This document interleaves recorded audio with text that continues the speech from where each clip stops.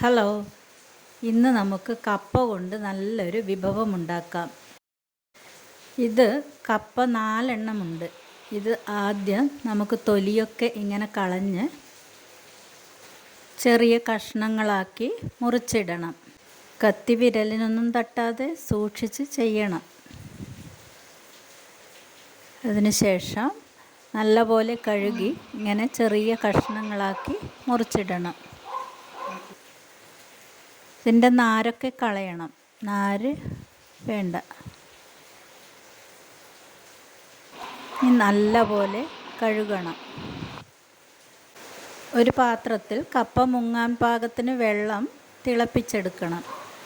ആ തിളക്കുന്ന വെള്ളത്തിലേക്ക് നമുക്ക് കഴുകിയ കപ്പ ഇങ്ങനെ ഇടാം.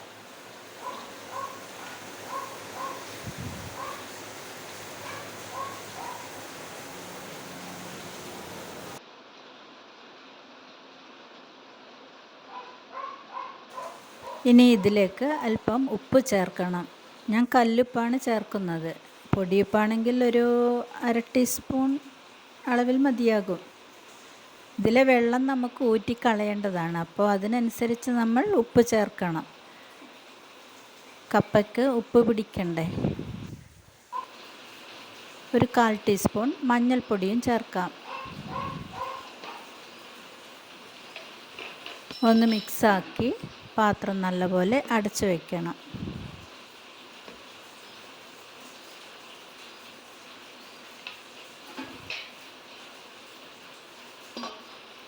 കപ്പ നല്ലപോലെ തിളച്ച് വേവണം.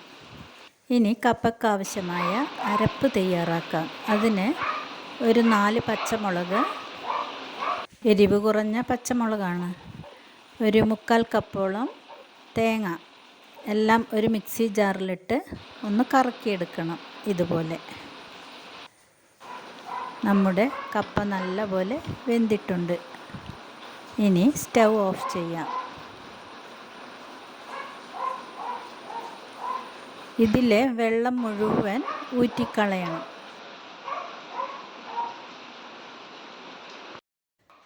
വെള്ളം കളഞ്ഞ ഉടനെ തന്നെ നമ്മുടെ അരപ്പ് ഇതിലോട്ട് ചേർക്കണം.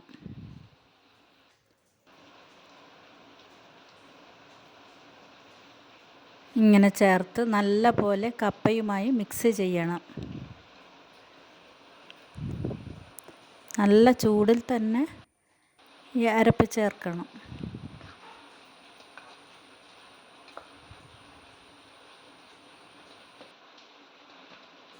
കപ്പ ഇങ്ങനെ ഉടച്ചെടുക്കണം.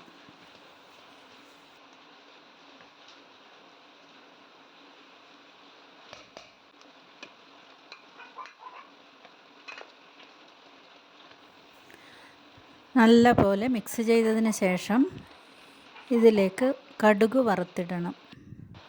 അതിന് ഒരു പാൻ സ്റ്റൗവിലോട്ട് വെച്ച് അതിലേക്ക് ഒരു 2 ടേബിൾ സ്പൂണോളം വെളിച്ചെണ്ണ ഒഴിക്കാം.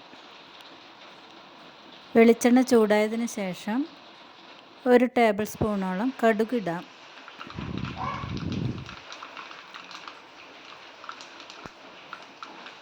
കടുക് പൊട്ടിയതിന് ശേഷം ഒരു വറ്റൽമുളക് ചേർക്കാം.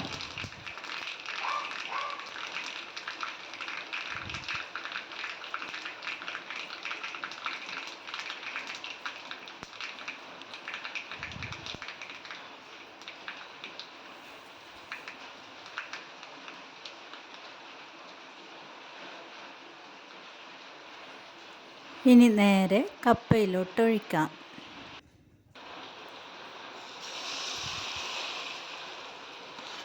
നല്ല പോലെ മിക്സ് ചെയ്യണം.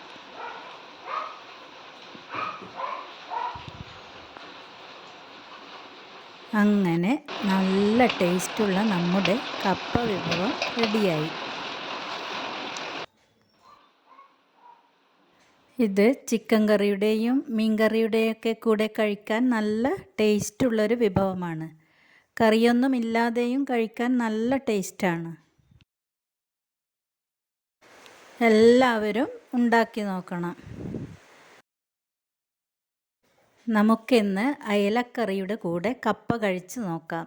അയലക്കറി ഉണ്ടാക്കുന്ന വീഡിയോ ഞാൻ ഇട്ടിട്ടുണ്ട്. വീഡിയോ ഇഷ്ടപ്പെട്ടെങ്കിൽ എല്ലാവരും ലൈക്ക് ചെയ്യുക, ചാനൽ സബ്സ്ക്രൈബ് ചെയ്യുക.